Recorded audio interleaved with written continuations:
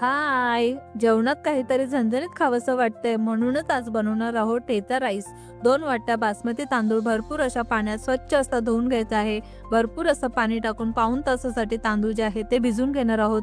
एका मोठ्या भांड्यामध्ये पाणी गरम करून घ्यायचं आहे. 1 टेबलस्पून तेल, चवीनुसार मीठ टाकून तांदूळ जे आहे ते 70 ते 80% शिजवून घ्यायचे आहे. शिजवलेले तांदूळ आपल्याला चाळणीमध्ये काढून घ्यायचे आहेत. खलबत्त्यामध्ये लसूण, हिरवी मिरचीचा खरडा जो आहे तो तयार करून घ्यायचा आहे. कढईमध्ये 2 टेबलस्पून तेल गरम करून घ्यायचं आहे.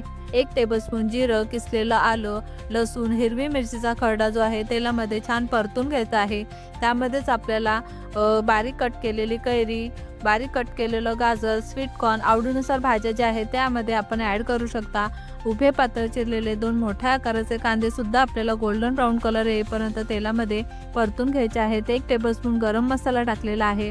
त्यानंतर शिजवलेले तांदूळ जे आहे ते आपल्याला यामध्ये मिक्स करून घ्यायचे आहेत. खरपूस असे रोस्ट करायचे आहे. त्यामध्ये आपल्याला चिली फ्लेक्स, ऑरेगनो, चवीनुसार मीठ टाकायचं आहे. भरपूर अशी कोथिंबीर टाकून भात जो आहे तो आपल्याला कुरकुरीत होईपर्यंत परतून घ्यायचा आहे, रोस्ट करून घ्यायचा आहे आणि तयार झालेला आहे आपला झणझणीत असा ठेचा राईस. कसा वाटला नक्की कमेंट करून सांगा.